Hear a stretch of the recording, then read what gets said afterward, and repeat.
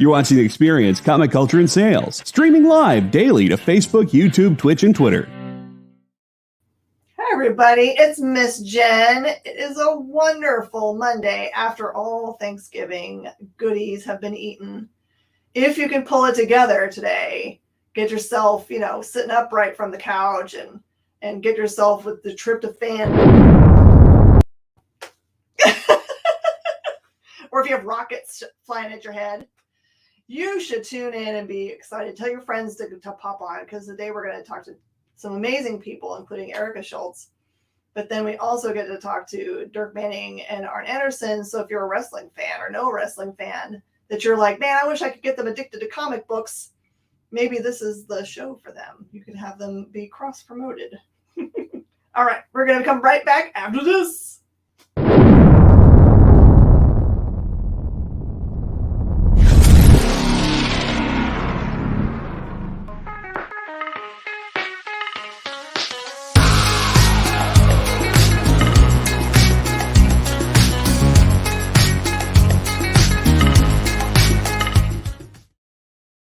Everybody, it's Ms. Jen, and I am here on The Experience, and this is our show, Talkin Shop, which we like to say we want to make you guys the cool kids in the room, because you will know what's coming out and when. You'll be able to get to your local comic shop in plenty of time to let them know what you want to add to your pull box and or put on a wish list. It helps them out a lot, and you can, brag to your friends, I saw it here first. All right, so our first interview today is Erica Schultz, awesome person. Hi. Hi, everybody. Cool gamer is always the first person in the room, by the way. Okay. You see, he's like, boom, always on. Obviously wants to know the cool things. So, Erica, you've got the hugest portfolio of things that you've done. No. So big. It's funny because I started late in comics. I didn't start working in comics until my 30s. So I know people who are, 10 years younger than me that have just as big a portfolio. So, if not bigger. So explain why 30. What happened at 30 that brought you into comics? I actually had a career in advertising for many years. And I was an art director in an ad agency. And in 2008, the world fell apart. Mm-hmm. Not dissimilar from what's going on now. I got laid off from the ad agency, and I was looking for a job. And one of the vendors that I had used to work with, they were starting to work on what ultimately became the Astonishing X-Men motion comic. Ooh. And they said, oh, well, you were an art director, you've done computer art and coloring and things like that. We're basically, pulling a bunch of people in for this huge project. So I worked there. It was supposed to be for a trial basis, and I was there for 7.5 years. But, I got to work on the Astonishing X-Men motion comic Gifted. I got to do animation on that. I got to do some color work. And then after that, we started working on, then we started working on Batman Odyssey, which was a 13-issue series that we did. And I got to learn about inking, and I really sort of got to cut my teeth on, the comics process. And then around the same time, I decided that I was going to start writing a comic of my own. I figured, I'll just take a bunch of these short stories that I've written that I never really had like a medium for, and see if I could, put them into the comics medium. And I partnered up with Vicente Alcazar, who's a Spanish artist who, amongst that huge, bringing together artists to work on the motion comic, was part of it. And we ended up putting out 12 issues of M3. They ended up coming out like one issue every, 3-4 months, but, we got it done. And yeah, I've been working in comics ever since. Strangely, it's kind of like your portfolio piece, as a writer. So you mentioned this because I hear this often, and maybe you can reinforce this for people that are interested in working in comic books, that a lot of what you guys do is collaborative. So yeah. If you've worked with anybody in the industry in some form or fashion, that you're likely to tap somebody you've worked with before for another project, even if it's unrelated. Has that happened a lot for you? Yeah, it does. And because Vicente was the first person that I really collaborated on a singular project, as opposed to, there were multiple projects in the studio at the same time, um, we were actually brought together for at least two other projects. We were brought together to do a graphic novel adaptation of a screenplay, and we were also brought together to do a graphic novel adaptation of a novel that had been previously published. Um, and we have a really great working dynamic.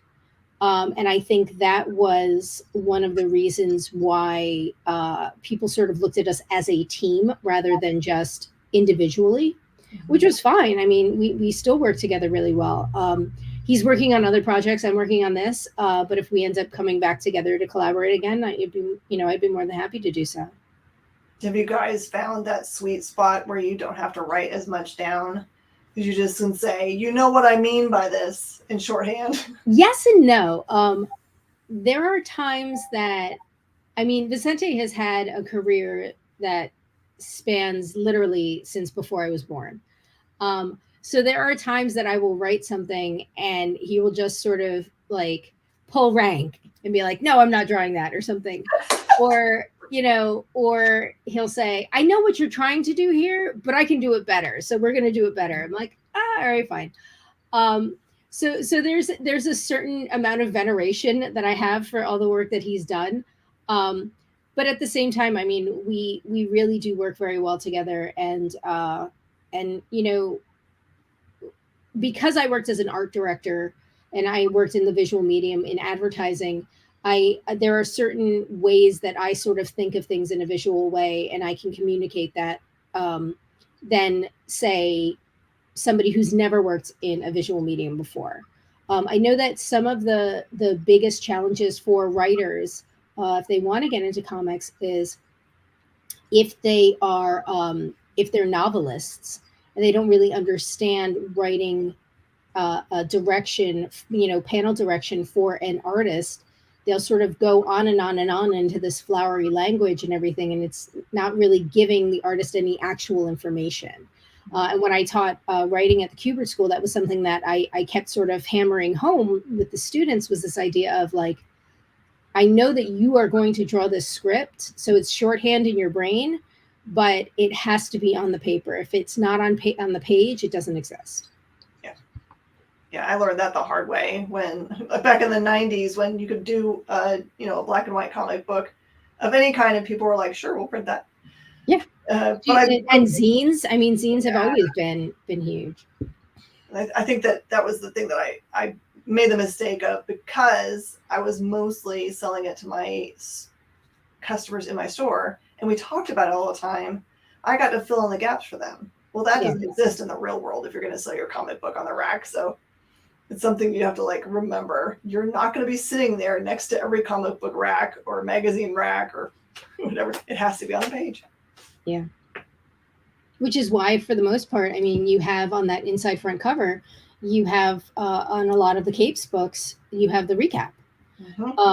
Because especially if the story is like hyper serialized and like you really need to get like every single issue, and you miss an issue or two, well, that's why you got the recap, because it has to be. I think it was Jim Shooter who said something about like every comic that somebody picks up has to be able to be their number one.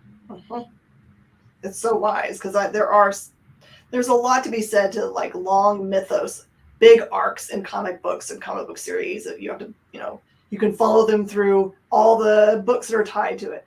I love it. I'm down for that. But it is difficult if every comic book in a line is like that. Then you can't really say to somebody, here, I'm going to hand you a comic book that you will love, because you might be in the center of something that you can't possibly understand. So yeah, and I think, I mean, for some of the bigger named IP, like a Spider-Man or a Batman or Superman, I can understand when people say to me that comics seem intimidating, and starting to read comics seems intimidating. And I get that. So I always sort of try and find an entry point for them. And when we're at conventions, what I always say to people is, what kind of stories do you like? Not what kind of comics you like, because comics are simply the vehicle to, propel the story into your mind. So it's a matter. So, I'll have people who are at the convention and just say, oh, well, I don't really read comics. That's not what I asked. I asked, what kind of stories do you like? What kind of music do you listen to? What kind of films do you like? What kind of TV shows, books you read, and things like that? Because it's the story that I'm selling. It's not the comic that I'm selling. It's the story that I'm selling you. And if it is in a particular genre that you enjoy, if you enjoy drama or mystery or sci-fi or whatever, then there is a comic book for you. So it's very true. So at the Kubrick School, what classes did you teach? I taught the third year students writing and imaginative drawing, and I taught the second year students narrative storytelling. So what we focused on in the second years was basically, I took a very different approach to it at the time. I tried to sort of lay the foundation for what would then become, the second years going into third year. So I tried to lay the foundation about character, about continuity of character, about continuity of plot, and really talk to them about some of the, the technical things when it comes to, panel layouts and your anatomy and such, but to think about things on sort of a bigger scale and to think about things more critically. One of the things that I've noticed, like when you talk to people sometimes these days and you ask them a question, they almost parrot it back to you versus taking a moment and coming up with an answer that not just answers the question, but then gives you more information to make you want to ask more questions. And so that's what I basically was trying to do, is this idea of, when you're telling a story, especially if it's a serialized story, whether it's month by month or year by year, you want to, pose a few questions to your audience. And you can't just pose all the questions and then not answer them until issue 5. You've got to leave breadcrumbs. So my whole thing was, when you're just starting out, obviously starting small helps. So we would do 6-page stories, tell a story in 5-6 pages. And I would show them examples from anthologies and such about how you could tell a cohesive story in 5-6 pages. And it doesn't have to be a Spider-Man or a Batman, story kind of thing. It can be an original story. Obviously, Batman, Spider-Man have their own, they have sort of their own shorthand because, the regular person, for the most part, knows who they are. So you have the shorthand of not having to go through character development in that. But you can still take 5-6 pages and make a cohesive brand new story out of that. So I was trying to teach them that. And then in their third year class, I said to them, this is the class that you're not going to draw on. You're going to basically write for, out of 9 months, you're going to be writing for like 6 of those 9 months. Oh man. and then you're going to be doing character designs and layouts and things like that. But we're really focusing on writing, and we're focusing on not just the core principles of skillfully writing, but also the idea of, the theory behind storytelling. We would do a chapter on Joseph Campbell's The Hero's Journey. We would turn around and sort of my opening salvo for your third years would be, what's good? How do you define something that is good? And I would go around the room and say, why, what do you think is good? Oh, I think this is fantastic. Why? Well, it just is. That's not an answer. Like, what is it about that story, that presentation, that delivery that makes it good? And we would all have to sit and find something that the entire class agreed on was good. And that was always the hardest thing, and it always came down to the one thing that everybody had all agreed was good was the first iteration of the Lion King from Disney, the more traditional animation, not the computer animation one that recently came out, but the more traditional animation one. And we talked about this idea of like commercial success versus critical success versus personal success and stuff like that. So I mean, it was a lot of writing and a lot of storytelling, but I also sort of brought in a lot of, business philosophy and psychology and, breaking down the psychology of who your characters are and where their motivations are and things like that. So I sort of crammed a whole lot of disciplines into it. And I only taught at the school for about 2 years, give or take, but it was one of these things where everybody was like, that is not the type of class that I was expecting to have.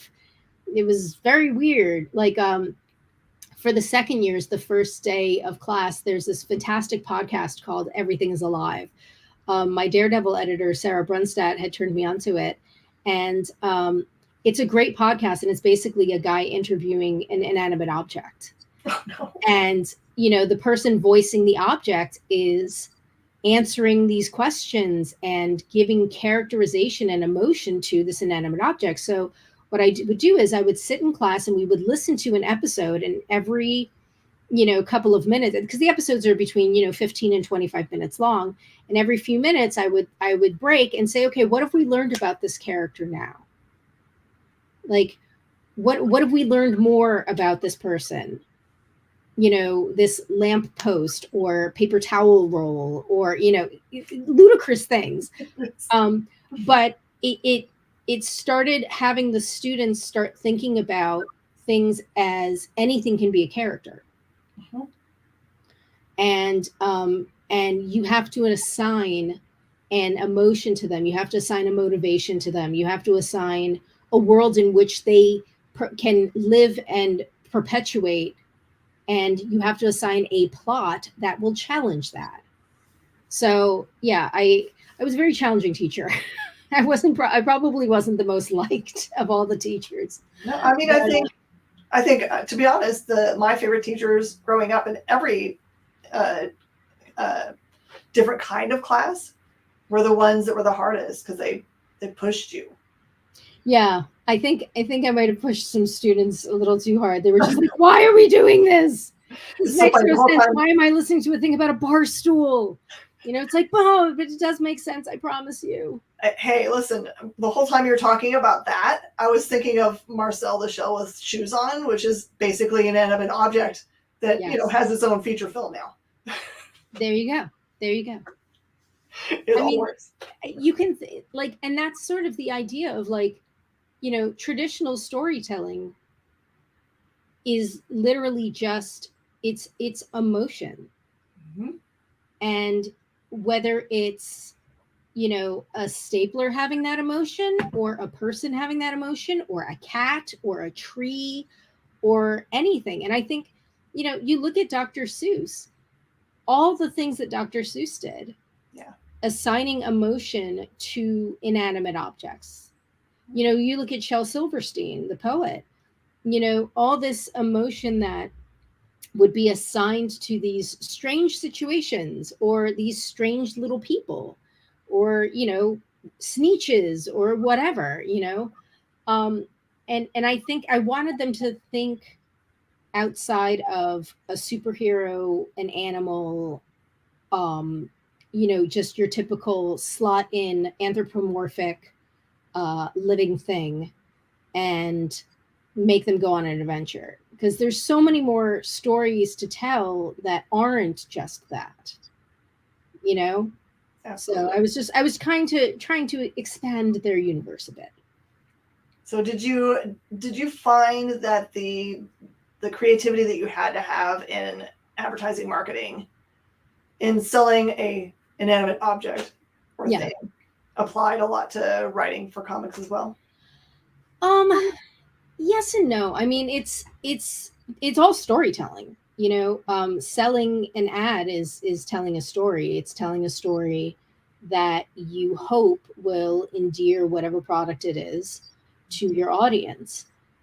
And comics is the same way, because you hope to tell the story that will make the audience want to purchase the book. So I mean, yes, we live in a capitalist society, and that's horrible, but I have a mortgage. So, as terrible as that sounds, but the idea of finding finding some way to make your product, your story, your branding relatable, and a lot of times aspirational.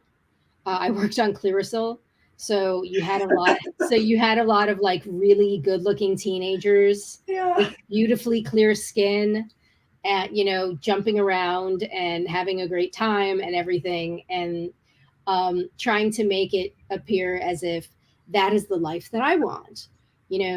So sort of assigning emotions to a product is part of advertising, and assigning these, not just emotions directly to the product, but how does this product make me feel? How does this product make other people feel about me? So I mean, that the advertising background, that storytelling background, I think is pretty universal. And I mean, and I was in advertising for almost 10 years. So. Oh yeah, you had it down. Yeah, I was there for a while, for a good long while. I was at a big agency in New York, so I was there for a good long while. I do have to say, it felt like you had kind of maybe been following me in my algorithms on, my phone when you wrote Deadliest Bouquet, because the hook of a murder, and especially a family having to come together and figure it out, is like, yes, I'm in. I don't care where it goes from here. Yeah, it's interesting. I had come up with Deadliest Bouquet actually pretty just before my dad had passed, and I'm one of three. And I'm not really estranged from my siblings. We all sort of do our own thing. We're all our own little islands kind of thing. We're very Gen X that way. And, we had to come together, and we had to sit down and have family meetings. And one of my siblings lives overseas, so sometimes those family meetings at 4:30 in the morning. And we had to, and whereas my dad wasn't found murdered on the, floor of a flower shop, there were still things that needed to be figured out. And one of the interesting things that I always found about having conversations with your siblings, whether it's getting together for the holidays or whatever, is everybody remembers everything differently. And there's always like three sides to the story. There's your side, my side, and then what actually happened. Because anytime you try and remember something, especially a time that you may have perceived as traumatic, whereas someone perceived it not to be, that emotional attachment to it is going to completely color your memory of it. Like your hippocampus is going to, or amygdala. Well, no, the amygdala is what you use to remember when it comes to scent. I think it's hippocampus. I could be wrong, but if I am, I'm sure somebody will be like, "You're wrong." I'm sure the internet, someone on the internet will find a way. Well, actually, so sorry, it's been 30 years since I took an anatomy class. But the idea of you remembering something and them remembering something, and then the actual truth of it, I found was very interesting. So each one of these sisters had their own relationship, not just to each other, but to their mom. And whether or not that relationship was actually the way they are portraying it, like they're all reliable and yet unreliable narrators. And we see that in some of the flashbacks, where one sister will say, you were always a jerk to me. And the flashback that we see is that sister comforting her. Yeah. It's like, no, I wasn't. You're just not remembering that.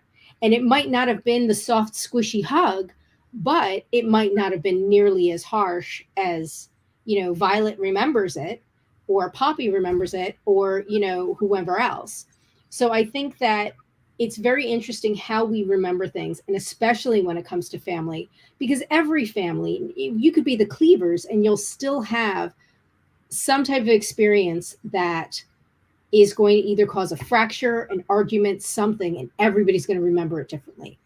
And when you're sort of estranged, you sort of get to sit in your own little echo chamber of, well, this is how it was, and this is how so and so treated me. And when you're forced back together, whether it's for a holiday meal or for a funeral, or even for a wedding, it's this sort of like, you come in with baggage, and you either get it all out on the table and nobody gets, killed, or you find a way to reconcile it. And that's kind of what, so I would say that once I really started going and writing Deadliest Bouquet, it was, to me, sort of a way of working through my own grief, but also my relationship with my brother and my sister as well, and figuring things out. And there are some conversations in this book that are verbatim of what conversations I would have with my brother sister. Like, Oh, wow. No, you're totally remembering that wrong, and that's crap, and you're wrong, and it's like, no, I'm not wrong, you're not wrong, but we're also both not right. And sometimes the third sibling, and that's the interesting dynamic also with having three siblings together, is this sort of round robin of alliances. You have one sort of playing referee, and then the second that one playing referee is slighted or feels slighted, whether it's perceivable or not. Yeah. It's automatically, now it's jumping into the scrum again. So there's this round robin of who's on whose side. It's always two ganging up on one. It's always, well, we remember this differently than you do. Or it's two people saying it, and then the third being like, no, it didn't happen either of those ways. It happened this way. And then you have to wonder, well, are they the reliable narrator or not? So it's very emotionally charged. And whenever anything is emotionally charged, you can't really trust it. But it's always fun to watch. That's why people love, reality TV and stuff like that. So that's the truth. All right, we've got just a few minutes. I want to make sure everybody understands the reason we're talking about this today is because it's FOC Day. It is FOC for issue number 5, which is the last issue of Deadliest Bouquet. There are 2 covers that you can order. There is the Spawn variant cover by Chris Campana, Jeremy Clark, and Tom Chu. And then there is the Adriana Mello A cover, which is with a line art by Adriana Mello and colored by Chris Peter. And that's the important thing, is it's FOC. So. Yeah. And all of the covers for the books that have come out so far have been so beautiful. I feel like almost all of them are just frameable. Adriana Mello did a phenomenal job. That was the Natasha Alterici variant cover for issue number 1. The picture frame cover is Adriana Mello and so good. Dibu Lima. And Adriana is a fantastic artist, and working with her just in general is a pleasure, because she really just gets it. And everything that she brings to the table is just so full of life.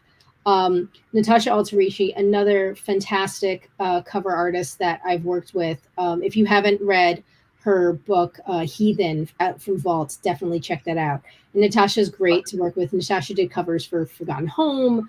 She did covers for 12 Devils Dancing. She's done covers for a lot of my books. Like you said, you tend to go back to the people that you work with, that you work well with. And I am definitely a creature of habit with that. Where's the right social media for people to follow you on? Because I know it's not Facebook, because you've been on there not since 2021. I haven't really been on Facebook anyway for a very long time. But you can follow me on Twitter at Erica Schultz 42. I am on Mastodon at Erica Schultz toot.site, SITE. I am on Hive at Erica Schultz 42, and I am on Instagram at Erica Schultz Writes, WRITES. And anybody can go to my website, ericaschultzwrites.com, and I'm doing, it's not really a sale, but if you order something from my shop, I'll throw in an extra book for nothing. So it's not like, a sale. It's, I've got, floppy comps that I'd love to get rid of now that things are out in trade. So I'll just throw some floppies in your package. Oh, that's perfect.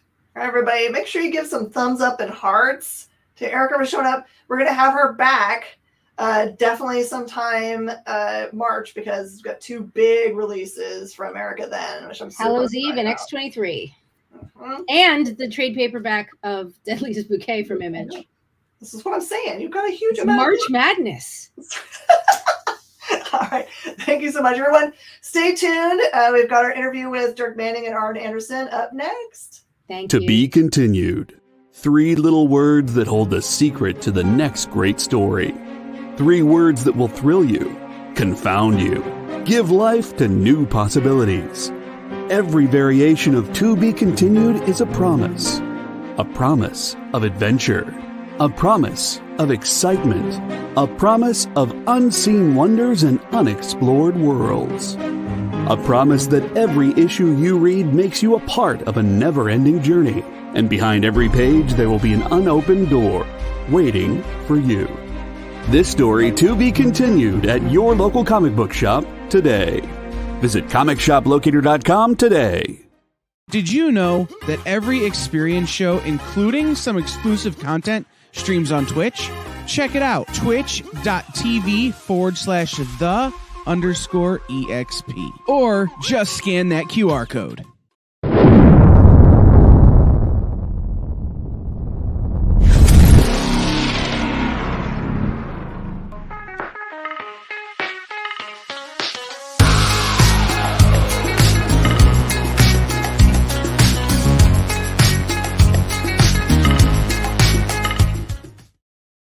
What's up, the internet? It's producer Kyle. Welcome in to the second half of Talking Shop. Miss Jen agreed to let me do this interview because she knew of my love for the Spine Buster and all things professional wrestling, and that if she wouldn't let me do this interview, I would probably cry.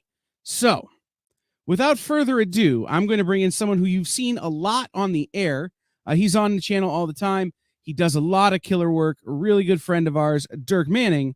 And joining Dirk today is a person who, if you listed their accomplishments, would take the rest of this half an hour. But we're going to just say one of the foremost professional wrestlers of all time, a member of the quintessential wrestling faction, the Four Horsemen, and now the father of one of my favorite up-and-coming wrestlers. Ladies and gentlemen, Mr. Arn Anderson.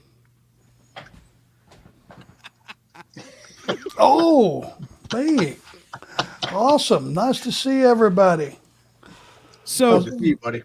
It's good to see you. Thank you so much for doing this. I've been very lucky in the last 2 years to interview Tony Schiavone, Jerry Lawler, yourself, Chris Daniels. I'm a huge wrestling fan.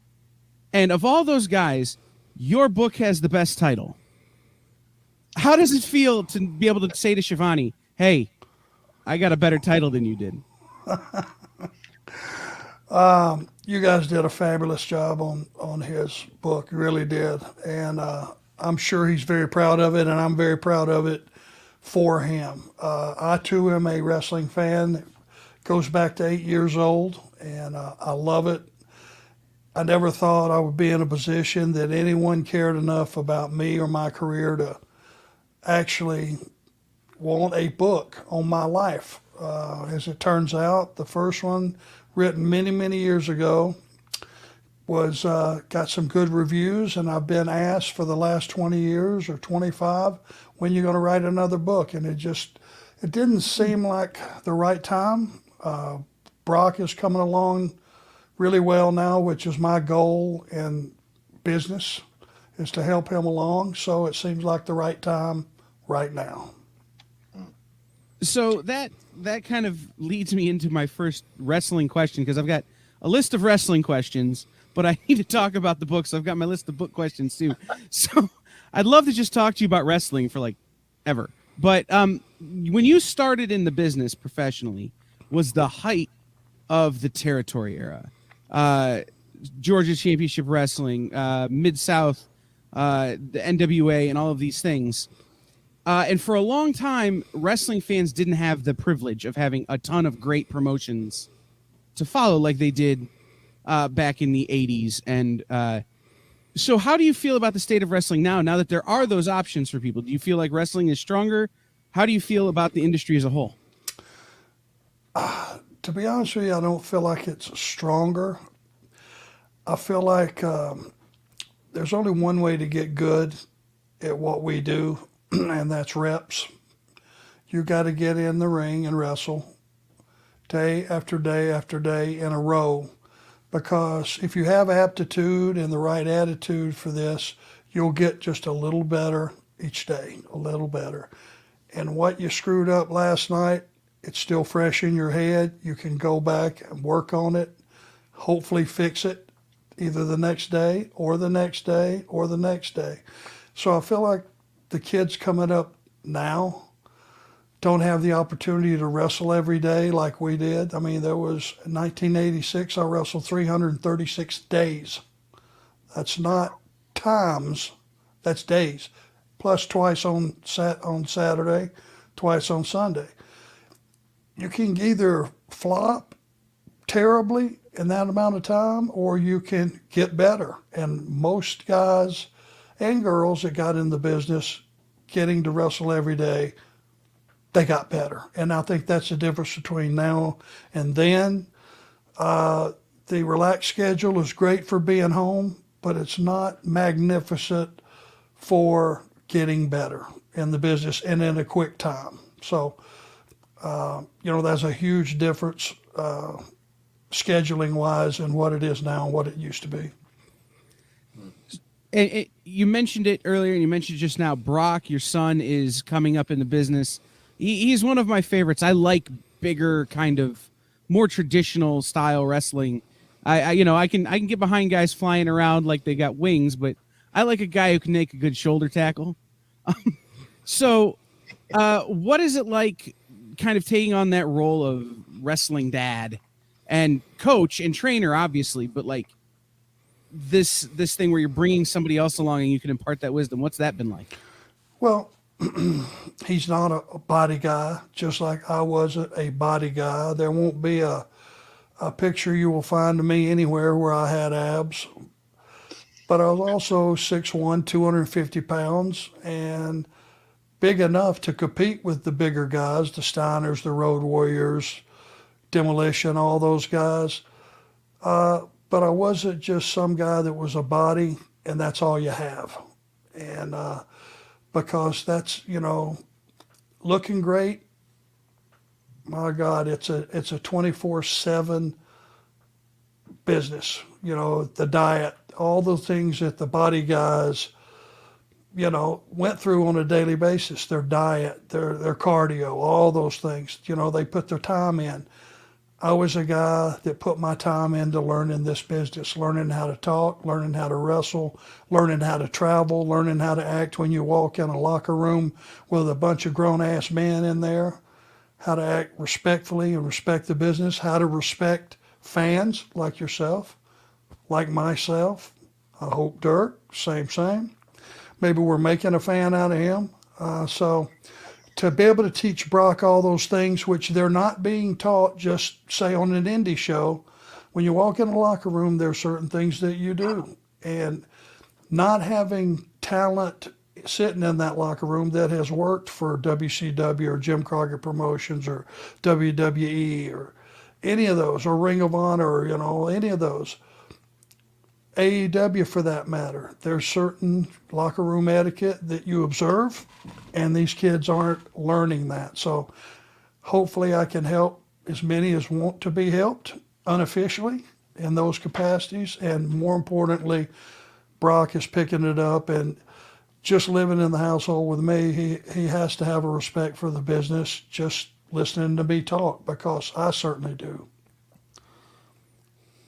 Is there a tag team right now that you enjoy watching? FTR. I No coulda hesitation. I should have bet money on that answer. Right. That's I don't the know any no-brainer. wrestling fan who doesn't love FTR. You know, they're awesome. They're a throwback, but they're athletic. Anybody that's out there today. On top of that fact, they could have wrestled in the 80s. They could have wrestled in the 90s. They certainly fit in now. And I've said this before, every team that wrestles those guys, the next day, they're better for it. They may not know it, but they may be feeling at the time is they got put through the ringer or got beat up last night or whatever that feeling may be. The reality is they're a little bit better than they were the night before. Now you got to respect teams like, the Young Bucks, and those guys are, my God, they do spots and lengthy spots, and they'll go out for 30 minutes. And I've said to them many times, how in the hell do you guys keep up with what you're doing out there and remember all these things that you talked about and planned with your partner before a match? It's amazing. I couldn't have remembered that stuff, and they're just athletically, they're tremendous, and they've been together for a long time. That's one of those things when you talk about who's the best team. Well, how long have they been together? Most teams haven't been together, say, a year. And Tully and I were together for 3 years. Bobby Eaton and I were together, 2 years. The great teams from all time, Midnight Express, all those fantastic teams were together year after year. My God, Dennis and Bobby and Cornette had to be together, 5 years, 6 years, right. Something like that. You learn through osmosis just to look at a guy and you know what he wants and he knows what you want. And it's almost like ESP. It's really amazing, to be honest with you.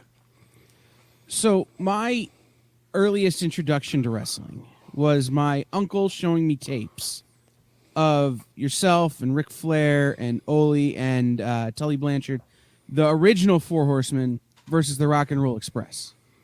Because my uncle was 6'4", 300 pounds, was an All-American football player, couldn't hack it at the college level, so he got into indie wrestling in our area, and so he was watching tapes to try to learn. And he'd sit me down as a 3-year-old, be like, watch this. And I'd watch these matches. And so I've had this fascination with tag teams my entire life. And so there are some great ones that you can name and some great factions. Why do you think the Four Horsemen, it was so quintessential to the business and then had success over and over and over and over again throughout the years with different lineups? What do you think it was about that faction, that group that did that? There were some versions of the Horsemen that flopped. They died a horrible death. There were some that excelled. And the ones that excelled are the ones that every night when we were lacing up our boots, no matter what match we were in and what combination our opponents were or what combination of the Horsemen were wrestling who that night, our goal was to make everybody standing on the other side of that ring look like megastars. And it was a mindset that you would get guys in one at a time and you turned them into Superman. Because at the end of the day, if you've got a 6-man and you've got 3 guys that for 10 or 12 minutes have kicked the absolute crap out of all 3 of us, now you did what we call in the business, you created an opponent. Now it gets good. If we just got in the ring with the idea that we're going to get ourselves over, we could have done that. There would have been some teams that could have bucked us, but some that couldn't have. Our goal was just to be, when you sat down to watch our match, we made our opponents, we made ourselves, and at the end of the day, we looked like a team, and a lot of times the guys on the other side of the ring looked like 3 individuals. That's a huge difference. Absolutely. I want to ask this question. I've been wrestling in my head with how to ask it all day. I see what you did there. I didn't mean to be punny, but I'll take it. I have this vivid memory of watching a WWE Hall of Fame induction, and someone is standing at the podium, and I feel like maybe it's Lita, but I don't remember. And she called out you and Michael P.S. Hayes for kind of molding her and molding this career that they had. And I wish I could remember who it was who was being inducted. What was the transition? How did that go from the in-ring performer to the guy who so many modern wrestlers have looked to as a kind of a guidepost or a person who has helped them to be who they are? I think I remember the story, and it was Lita, and it was Macon, Georgia. I was the agent / producer of the show. And the hotel we were staying at was almost right across the lot from the arena. And after the show, I was at the front desk checking in. Young lady walks up. Hello, Mr. Anderson. How are you? Da da da da da da. I'm trying to break in the business. I'm willing to do anything I have to do to learn and get better. And I love this. The spiel that I would have given somebody had I talked to them. And I said, well, and she spoke very intelligently. It wasn't star status or it wasn't any of that. She was respectful, but she wasn't goo-goo-eyed. She was having a business meeting, in essence. And it impressed me. And I said, well, what style do you work, and what style, once you get better, if you do, and get good, who would you like to emulate? And she said, Rey Mysterio.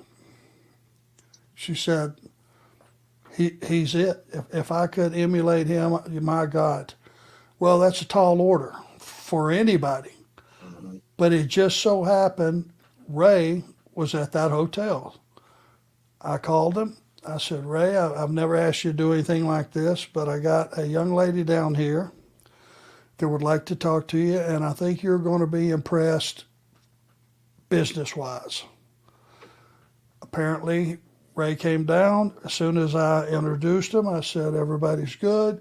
And you could just tell immediately, she was starstruck with Ray, but not to the point of being just a wrestling fan falling all over themselves, or me meeting a Muhammad Ali or Lawrence Taylor or whoever the case would have been. I'm sure I said some pretty stupid things standing there. She came across just as someone that you wanted to help. And apparently they had a nice conversation. Ray made a phone call, got her a trip, I think this is right, down to Mexico, and she started her training. And her style, she was doing a moonsault off the top before a lot of guys. Right.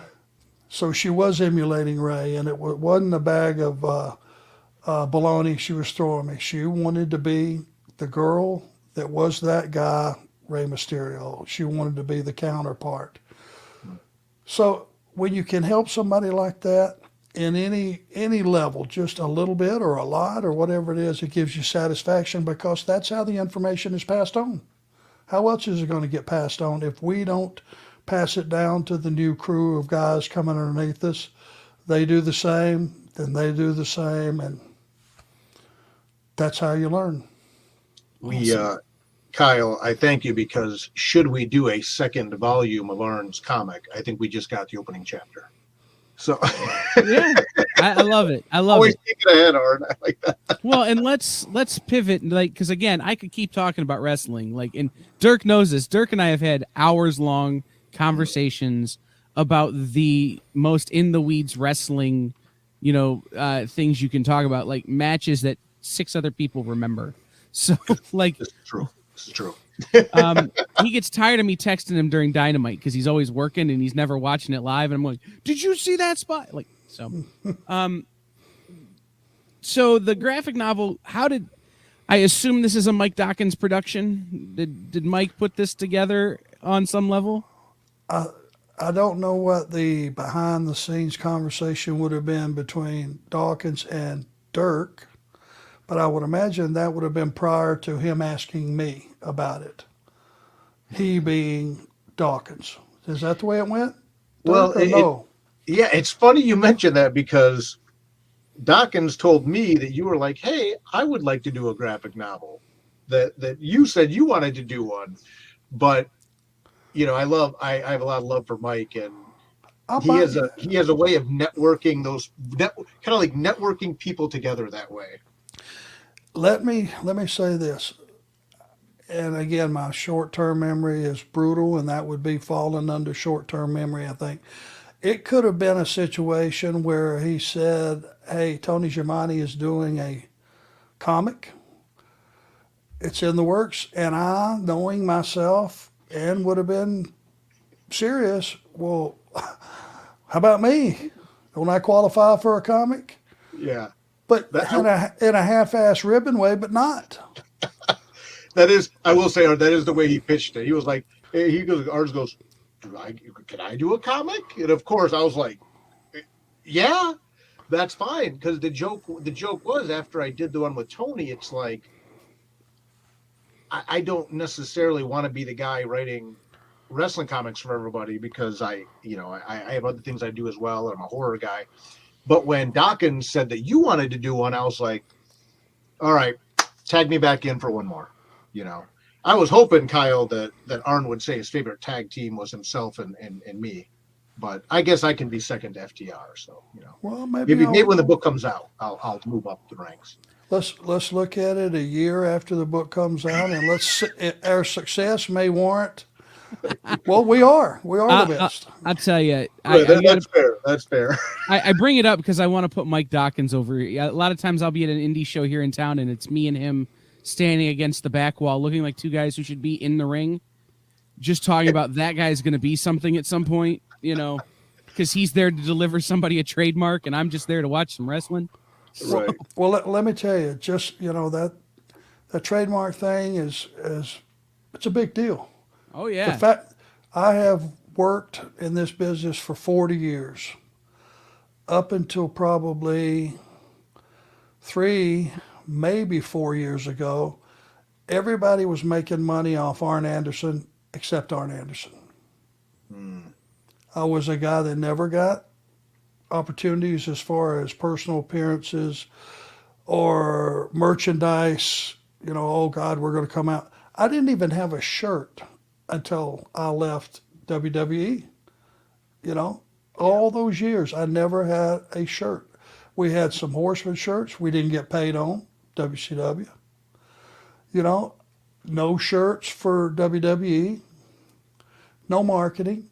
And so this was an opportunity that my schedule was way relaxed. Once I left there, everything unwound for a month. I was going, well, hey, there's opportunities here. I was doing personal appearances with Tony Hunter, which, man, I didn't realize what I was missing. Getting to see all those wrestling fans and shake their hand and say thank you for supporting me all these years. You got a story you want to tell me, and hugging some necks and listening to, hey, I used to go with my grandfather, now I'm taking my son, da-da-da-da-da-da. I love those stories because true wrestling fans are a family, and they all kind of feel the same way about wrestling. They want to pass it to their children and their grandchildren, their love of it.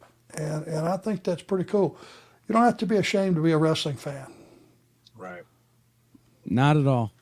So on the book, you got Dirk Manning you guys pair up to do the book, and Dirk, you brought in Colm Griffin, who people will know from books like No Heroine and some of his other work. Butts and Seats too. Yeah, he did a story in Butts and Seats. And then Sean Daly, who's a frequent collaborator. So how did you put your team together for this book? And then what was the process like of putting the book together? We had a lot of success with Butts and Seats. And one of the things I was very cognizant of is I didn't want to do Butts and Seats 2.0 with Arn, right?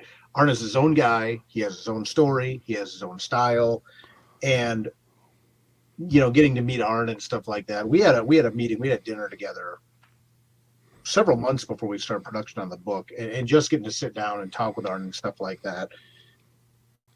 I always joke that being a writer is not a job, it's a curse, because your brain's always going.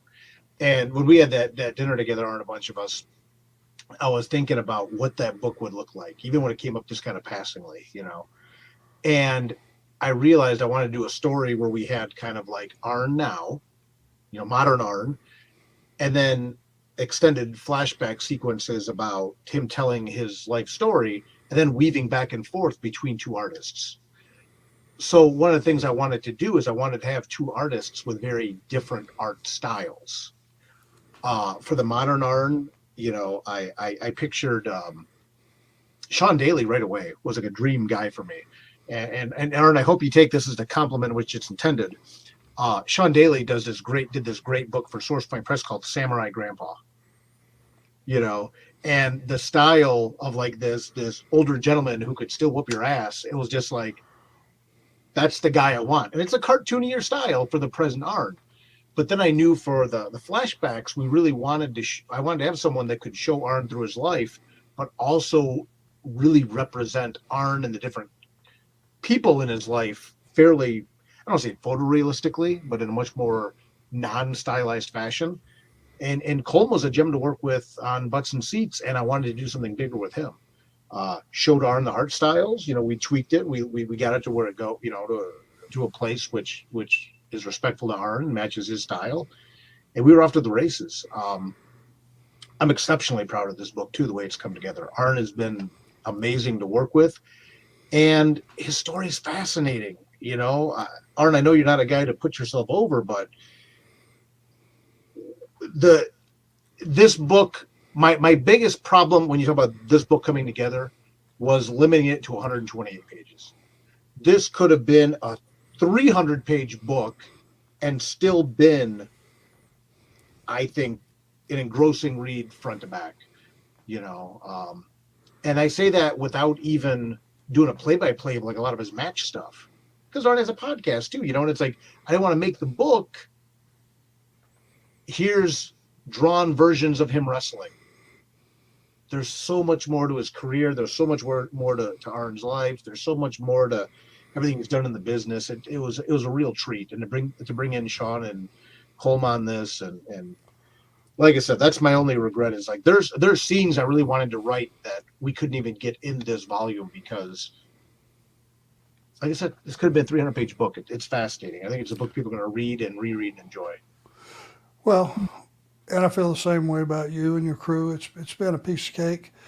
I would venture to say the first 15 years of my life, people are going to reread it and go and cut the light on what's brighter because they don't believe what they're reading.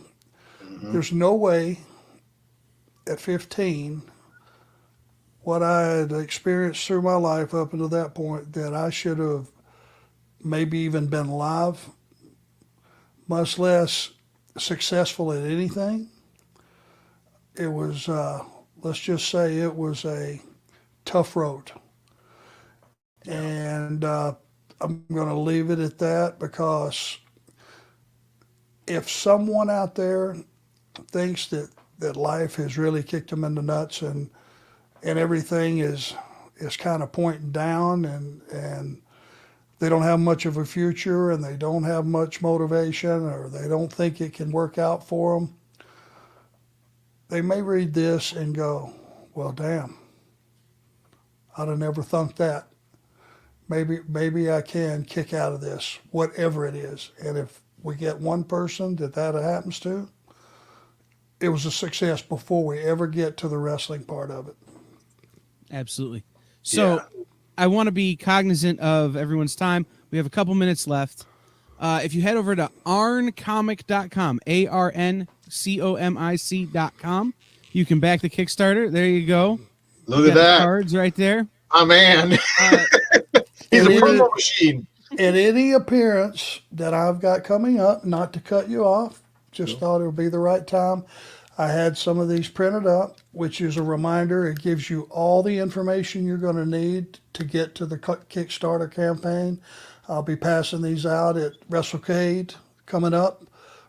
This coming Saturday. Sunday we'll be in Raleigh for a live event. I'll be there.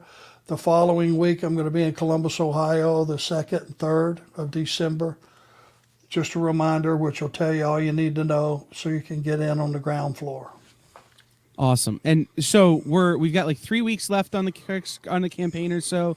Yeah. Well over 400. The campaign is funded. So at this point, when you back it, all you're doing is buying bonuses, right? Yeah. That's exactly it. And you know, I've run a lot of Kickstarters and stuff like that.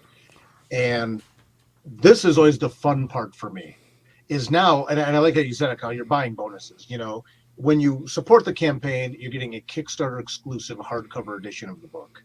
The only way you will ever get this hardcover edition is buying it on the Kickstarter before the campaign ends in the middle of December. Now we're unlocking, Arn very graciously let us do minor gimmick infringement. You know, I call it the 4 horsemen of comic book signatures. I'll sign, we have a book plate inside of it, which is like a piece of art that goes inside the book that'll be exclusive to this campaign. We've unlocked me signing it, Colm will sign it, and depending on my goals we unlock, Sean Daly will sign it, and then of course we save the best for last. As we get there, Arn will sign them as well. And this is especially cool because, you know, Colm lives in Ireland. Sean lives in Canada. You know, this is going to be a very multinational, a global thing, the most global reward I've ever offered in a book. It's going to be hard to get all 4 of us together in one room. I'm not saying it's never going to happen, but, you know, going to cons, you got to pay money and you got to travel. You get this book delivered right to you. You get the Kickstarter exclusive hardcover. You get a book plate inside of it. And if the campaign keeps going the way it has been, you're going to have 4 signatures on it by the 4 primaries on the book, which is pretty cool. At arncomic.com, like Arn Spliers show. Right. So in our last minute here, Arn, where you mentioned a few appearances. Tell people where they can come see you, where they can shake your hand and tell how much they love you. And we would be remiss if we didn't do a plug for the Arn Show, right? Please do. And the thing that, you know, everybody that comes up to me at a signing, this is what I love about it. Paul Bromwell is doing a fabulous job. Marcus, who you've met, doing a fabulous job on all the social media and all the stuff and the podcast. I am walking through my entire life a month at a time. That's what the podcast is.